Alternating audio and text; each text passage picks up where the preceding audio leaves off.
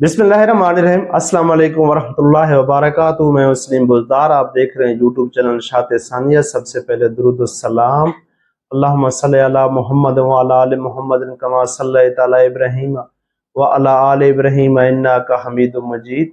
अल्लाहुम्मा बारिक अला मुहम्मद व अला आलि मुहम्मद कमा बारकता अला इब्राहीम व अला आलि इब्राहीम इन्नका हमीदुम मजीद।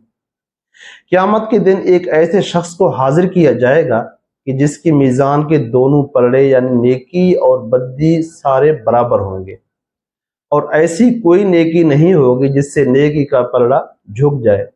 फिर अल्लाह ताला अपनी रहमत से फरमाएंगे कि लोगों में जाकर तलाश करो कि तुम्हें कोई नेकी मिल जाए जिससे तुमको जन्नत में पहुंचाऊं।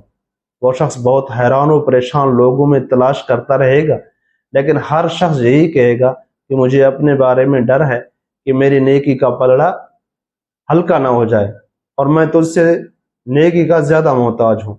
वो शख्स बहुत मायूस होगा। इतने में एक शख्स पूछेगा तुझे क्या चाहिए?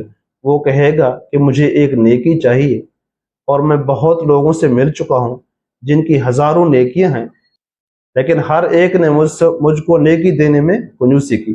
वो शख्स कहेगा कि मैंने भी अल्लाह ताला से मुलाकात की थी और मेरे हिस्से में सिर्फ एक ही नेकी है, और मुझे ये गुमान है कि इससे मेरा कोई फायदा नहीं होगा, लिहाजा तुम भी इसको मेरी तरफ से हदिया ले जा और अपनी जान बचा।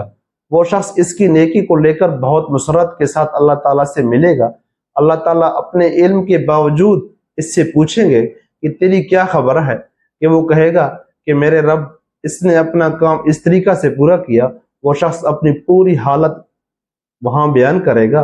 फिर अल्लाह ताला इस शख्स को हाजिर करेगा जिसने इसको नेकी दी थी, और इससे अल्लाह ताला कहेगा आज के दिन मेरे सखाफत तेरी सखाफत से कहीं और ज्यादा है, लिहाजा अपने भाई का हाथ पकड़ और तुम दोनों जन्नत में चले जाओ।